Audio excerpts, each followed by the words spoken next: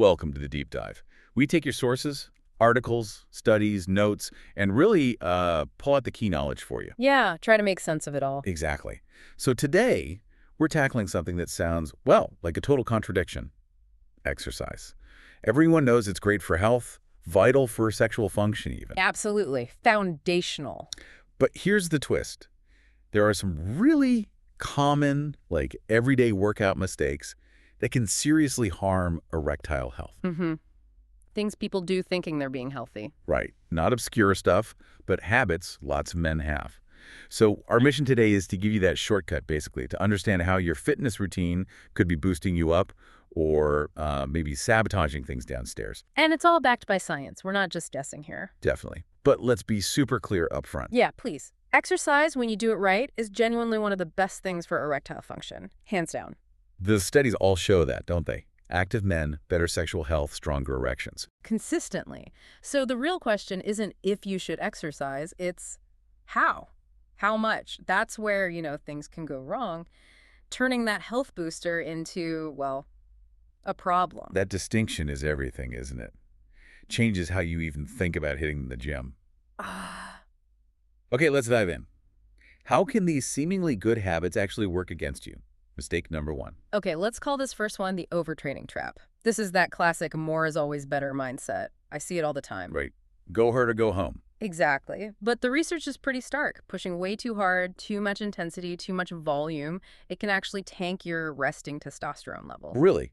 Less testosterone for more training. Yeah, and it messes with your body's main hormone control system, the hypothalamic pituitary gonadal axis. When that gets disrupted, you're looking at hormonal dysfunction. Hormonal dysfunction from working out. That just sounds backwards. What's actually happening in the body? Why does more intense training do that?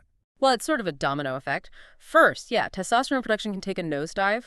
We see this particularly with long-term endurance stuff, hours of running or cycling. Okay. Second, cortisol, your main stress hormone, it skyrockets.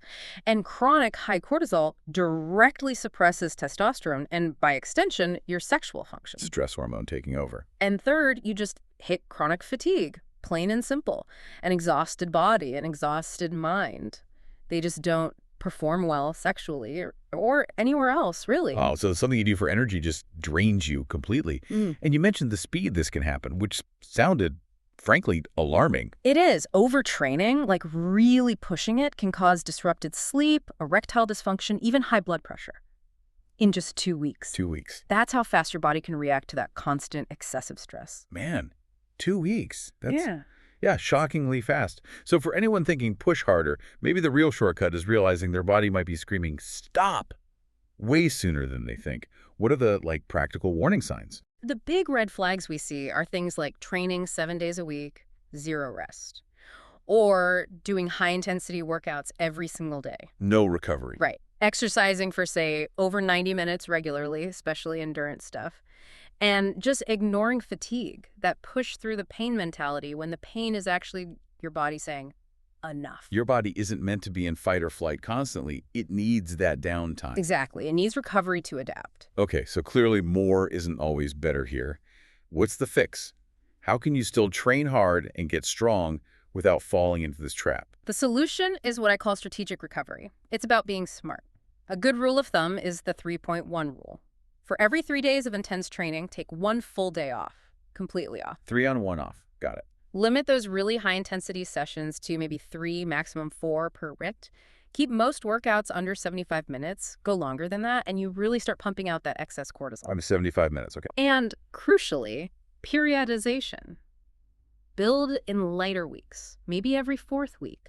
Dial back the intensity. Let your hormonal system actually recover and reset.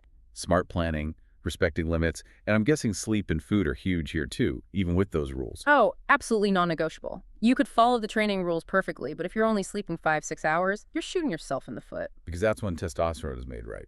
During sleep. Mostly during deep sleep, yeah. And nutrition. If you're not eating enough calories to fuel that training, your body goes into survival mode. Yeah. It shuts down stuff it deems non-essential to conserve energy. Like making testosterone. Exactly. It's like trying to race a Ferrari on empty. Just doesn't work. That's a great analogy. But this offers hope, too, because you said these issues, they're reversible. Totally reversible.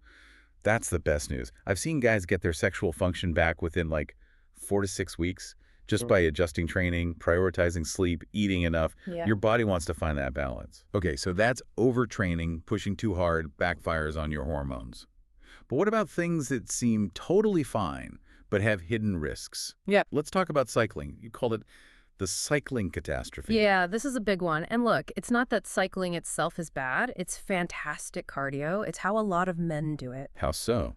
Well, there's significant research, like the Massachusetts male aging study from Harvard, showing that bike riding can damage nerves and compress arteries in the penis. And that can lead to ED, especially for guys cycling more than 3 hours a week. 3 hours a week? That doesn't even sound like that much for someone who cycles regularly. What's the actual mechanism? Why does sitting on a bike seat do that? It's direct, sustained pressure. The saddle puts constant force right on your perineum, that area between the scrotum and anus. Right. That small area contains crucial nerves and blood vessels that go directly to the penis. So this compression, it reduces blood flow, cuts down oxygen to the tissues down there. Okay, lack of blood flow. And over time, if that tissue is constantly starved of oxygen, the body's response can be to lay down scar tissue. It's called penile fibrosis. It's tougher, less elastic tissue. Fibrosis, scar tissue. That sounds permanent. It can make it much harder for the penis to fully expand and fill with blood during an erection. It physically restricts it. So it's physical damage from pressure and poor blood flow. And this isn't just for Tour de France guys, right? Commuters, spin class fans. Exactly. It affects all types. There were studies on bike cops, for instance. They reported more genital numbness, and the ones who rode the most had the highest risk of ED, especially if they put a lot of pressure on the seat. Spin classes, commuting, if the pressure is there, the risk is there. Okay, so if you love cycling, what can you do? How do you avoid this? Saddle selection is, number one. It's absolutely crucial. Okay. There was a follow-up study with those police officers, the ones who switched to a no-no saddle.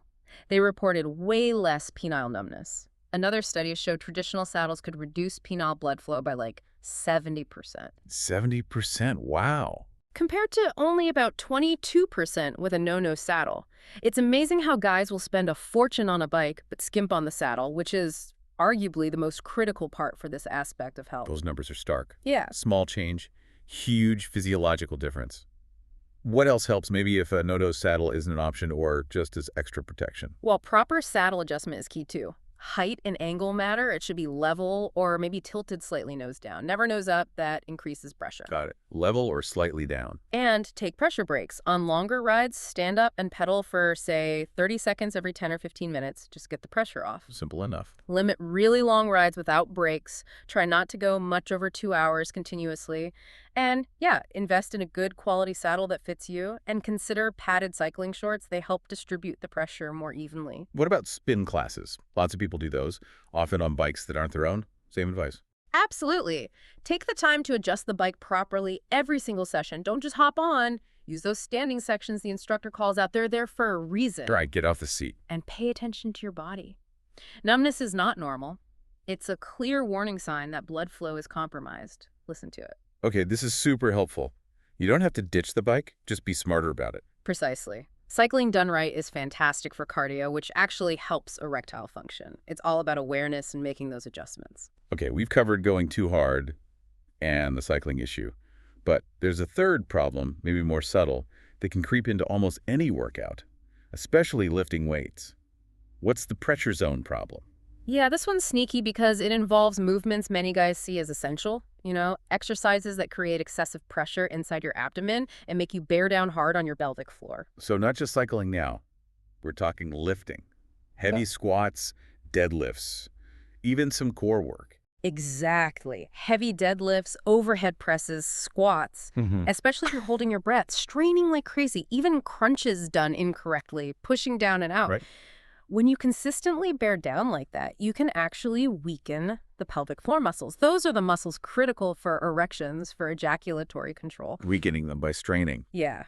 And you can also damage the delicate blood vessels in that whole pelvic region from those repeated high-pressure hits. Plus, it creates chronic tension down there, which isn't good for normal blood flow either. I see guys in the gym, faces bright red, holding their breath on a big lift, looking like they might pop. I always just figured, well, that's part of getting strong, right? Yeah. straining. It's a really common misconception that this kind of visible, intense straining equals strength building. Hmm. But for your pelvic health, your sexual function, it's actually counterproductive. It's Yeah. harmful. How so? It puts huge stress on the pelvic floor, the vascular system, and it prevents you from learning how to brace your core properly, internally, in a way that actually protects you long term. So what's the right way? How should men be breathing and bracing during lifts to stay safe down there, but still lift heavy and get strong? It comes down to proper breathing mechanics. The basic rule is exhale during the hard part, the exertion, like when you're lifting the weight. Inhale as you lower it. Exhale on effort. Right.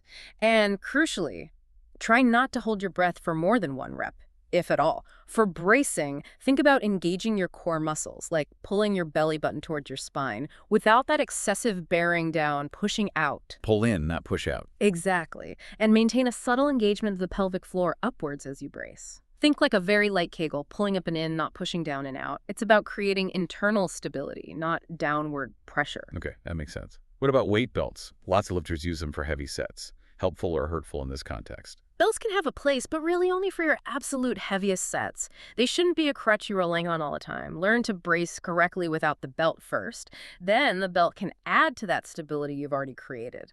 Got it. Learn the skill first. Are there specific exercises that are bigger culprits for this pressure problem or encourage that breath holding? Yeah, definitely be mindful with max effort lifts, deadlifts, squats where you're going for a 1-rep max, heavy overhead presses where you're straining so hard you feel dizzy or see You spots. think stars? Yeah. That's a sign of excessive pressure. Also, things like weighted crunches where you feel yourself bearing down, or even heavy farmer's walks or loaded carries if done with poor form and breath holding. So what are some safer alternatives for building strength, especially core strength, without risking this pressure issue? For core strength that supports pelvic health, think planks, dead bugs, Pallof presses exercises that teach core stability with proper breathing. They build strength without that dangerous downward pressure. For overall strength, focus on using moderate weights but with absolutely perfect form. Tempo training, controlling the speed of the lift, both up and down, is fantastic. And unilateral exercises like lunges, split squats, single arm rows, they challenge your stability without needing maximal loads that tempt you to strain badly. What are the warning signs then? How would a guy know if he is having this pressure zone problem? What should he look out for during or after a workout? Okay, during the workout, feeling dizzy, seeing spots, feeling actual pressure or discomfort in the pelvic area, or just that feeling of straining excessively. Right. Afterwards, red flags could be a feeling of heaviness or pressure down there that lingers. Changes in urination like sudden urgency, frequency, or even slight leakage. Or, of course, any noticeable decrease in sexual function or morning erections. And if someone spots those signs, what's the immediate first step? Immediately dial back the intensity, like right away. Focus Right. completely on perfect form and conscious, proper breathing. If the issues continue even after adjusting, don't ignore it. Talk to your doctor. Or even better, see a pelvic floor physical therapist. They specialize in this. Okay, that's crucial advice. This has been really eye-opening about what not to do. Let's flip it now. Let's talk solutions. What does sexually smart training actually look like? How can guys train effectively, get strong, get fit, without messing up their sexual health? Right, let's empower people here. Because it's absolutely possible to train hard, build muscle, get great cardio fitness, and optimize your sexual health at the same time. It's not either. The framework I like to use is sexually smart training. It's about being intentional. Sexually smart training. I like that. What's the core idea? It boils down to the Goldilocks principle. Not too little, not too much, just right. For most guys, that probably means, like we said, 3 or 4 intense sessions a week, tops. You need 2, maybe 3 complete rest days for that hormonal recovery. Keep the workouts themselves generally between 45 and 75 minutes. Remember the cortisol issue with longer sessions. Right, under 75 minutes. And build in that periodization. Those lighter weeks, maybe every 4th week or so. Let your body fully recover and adapt. Don't just hammer it constantly. That sounds sustainable, actually. What about exercise selection within that? How do we pick moves that build strength but are safer, building on what we just talked about? Yeah, optimal exercise selection is key. You want functional strength without beating up your system unnecessarily. Think compound movements, sure, but maybe with moderate loads and perfect form. Unilateral exercises are fantastic, and movements that actually help pelvic floor function, not strain it. Okay, give us some examples. Lower body. So instead of always maxing out on back squats, maybe prioritize goblet squats, which often allow for better posture and core engagement. Bulgarian split squats are amazing for unilateral leg strength, and hip thrusts or glute bridges fantastic for the glutes, which support pelvic health without excessive spinal load. Good alternatives. Upper body. Push-up variations are great. Single arm rows challenge the core safely. Overhead carries, like farmer's walks, but done with good posture and breathing, can build incredible shoulder stability and core strength without the pressure issues of heavy overhead presses. Makes sense. And cardio. We know it's vital for blood flow, erections, but cycling has risks. What's the sweet spot for cardio in this sexually smart plan? Yeah, cardio is paramount for blood flow everywhere, including the penis. Aim for maybe 3 or 4 sessions a week. Mix up the intensity, some steady state, maybe some intervals. Okay. Keep those really long endurance sessions under 60 minutes generally to avoid that overtraining zone. And vary your activities. Don't just cycle, walk, swim, row, hike. Mix it up to avoid repetitive stress on one area. And that breathing and bracing device we covered earlier for lifting. How does that fit into all training in this framework? It's fundamental. It's your sexual health breathing protocol, you could call it. Right. During strength training, inhale lowering, exhale lifting. No breath holding for more than a rep. Engage pelvic floor up and in, don't bear down. During cardio, keep breathing rhythmically. Avoid holding your breath during hard intervals. And if you're cycling, stand up regularly. It's about consciously protecting those internal systems while you work out. You mentioned recovery is where hormones are produced. What does optimal recovery really look like? Not just for muscles, but specifically for sexual health support. Yeah, recovery is where the gains happen hormonally too. Number 1, Yeah. 7 to 9 hours of quality sleep nightly. That's prime time for growth hormone and testosterone release. Sleep is king. Absolutely. Then manage stress. Yeah. Chronic stress tanks, testosterone, and libido. Find healthy outlets. Nutrition is huge too. Enough calories overall to support training, enough protein for repair, healthy fats for hormone production. And hydration, always. Seems basic, but it's vital. So what are some specific, actionable recovery strategies people can use? Active recovery days are great. Instead of complete couch time, maybe light walking, easy swimming, some yoga or stretching helps blood flow without adding stress. Okay. For sleep, consistent bedtime and wake time, cool, dark room, ditch the screens an hour before bed. Makes a huge difference. Stress management, whatever works for you. Meditation, nature walks, hobbies, deep breathing exercises. Just make time for it. And nutrition. Any specific foods or diet tips that double dip for fitness and sexual health? Definitely. Adequate protein is key for muscle repair. Healthy fats, especially omega-3s, are building blocks for hormones. Zinc is crucial for testosterone, think oysters, pumpkin seeds. Oysters noted. And foods that boost nitric oxide are great for blood flow beats, leafy greens like spinach or arugula. On the flip side, limit stuff that works against you. Excessive alcohol, highly processed foods, loads of sugar, trans fats, they can all mess with hormones and vascular health. And again, make sure you're eating enough calories overall and getting good post-workout nutrition in to kickstart recovery. So this isn't about sacrificing fitness goals at all, is it?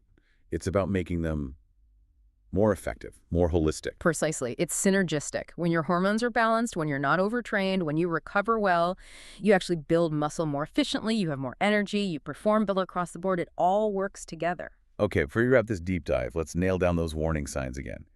How can guys tell if their current routine might be quietly causing problems? What are the key things to watch for? Your body definitely sends signals. Hormonally, a big one is often a noticeable drop in morning erections. That's usually one of the first things guys notice. Good morning woodchuck. Yeah. Plus low libido, being unusually irritable, persistent fatigue that rest doesn't fix, or maybe worsening depression or anxiety. Physically, watch for that genital numbness, especially with cycling. Any changes in erection quality, weaker, harder to maintain, urinary changes, urgency, discomfort, pelvic pressure or heaviness after workouts, and sleep getting disrupted when it wasn't before. Those are very clear signals. If someone starts noticing one or more of those, what's the immediate plan? What do they do first? Okay, immediate action, like week 1 or 2. Cut your training intensity way back, maybe by 50%. Add an extra full rest day, and get super serious about optimizing sleep and managing stress. Okay, first response. Ease up, rest more, manage life stress. If things don't improve by week 3 or 4, consider taking a full week completely off intense training, just light activity like walking. Really scrutinize your nutrition and hydration. Are you getting enough? And this might be a good time for some basic blood work. Check those testosterone levels. Get some data. Exactly. If there's still no improvement after about 4 weeks of trying these things, then it's definitely time to see a healthcare provider, a urologist, a men's health specialist, or like I said, a pelvic floor PT. Get expert help. That's a really clear step-by-step approach. And for prevention, just to hammer it home, how can guys set up their routines using that sexually smart training idea from the start? Prevention is all about embracing that sexual health first mindset in your training design. A sample week could look like Monday, upper body strength, maybe some light cardio. Tuesday, lower body strength. Wednesday, complete rest or active recovery like yoga. Thursday, upper body strength, maybe moderate cardio. Friday, lower body strength. Saturday, something fun and active like a hike. Sunday, complete rest. So structured but balanced. Yeah. And monthly?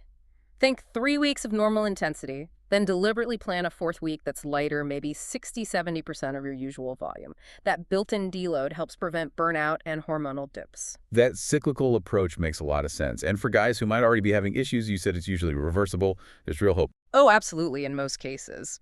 The body is amazing at healing if you give it the right conditions. I've seen guys turn things around within 6–12 weeks with smart changes. How does that timeline look? Well, weeks 1 and 2 are like damage control / volume, prioritize sleep and nutrition. Weeks 3 to 6 are about rebuilding carefully, slowly reintroduce training, focusing laser-like on perfect form and breathing.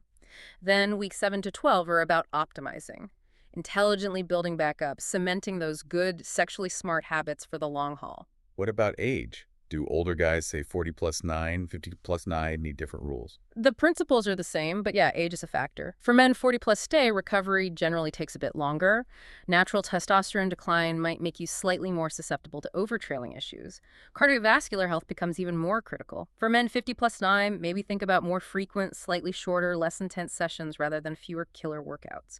Really prioritize circulation-boosting activities. Pay extra attention to stress and pelvic floor health. It's not about stopping, it's about adjusting the dials intelligently. This has been incredibly valuable, really digging into something often overlooked. What's your final takeaway or call to action for everyone listening? I'd really encourage every guy listening to do a quick sexual health audit. Honestly, assess your training volume right now. How's your recovery? How are those morning erections? Are you noticing any numbness or pressure during workouts? Be honest with yourself. Exactly. Then, if you recognize yourself in the overtraining trap, the cycling issues, or the pressure zone problem, make immediate changes. Start implementing those long-term strategies we talked about: smarter structure, better recovery, safer exercise choices. And please, if symptoms persist, don't hesitate to get professional help. Taking care of your sexual health isn't vanity, it's vital. It impacts your confidence, your relationships, your overall well-being. A man who feels good in all areas can show up better everywhere else. And there should be no embarrassment in making these adjustments. It's just smart, responsible self-care. So to recap those 3 big workout mistakes that could be harming erections. Number 1, the overtraining trap. Too much, too hard, too often, not enough rest. Right. Burning the candle at both ends. Number 2, the cycling catastrophe. That excessive pressure on the perineum, usually from poor bike fit or the wrong saddle. Direct mechanical stress. And number 3, the pressure zone problem. Creating too much internal abdominal pressure, bearing down hard during lifts or other exercises. Straining the wrong way. But remember, the goal isn't to stop doing these things. It's just to do them smarter. You can still lift heavy, you can still cycle, you can still train intensely. Just do it with better awareness, better technique. Because really, after all this, what's the point of having a huge deadlift if you can't, well, get it up when it counts? Your training should add to your life, not take away from any part of it.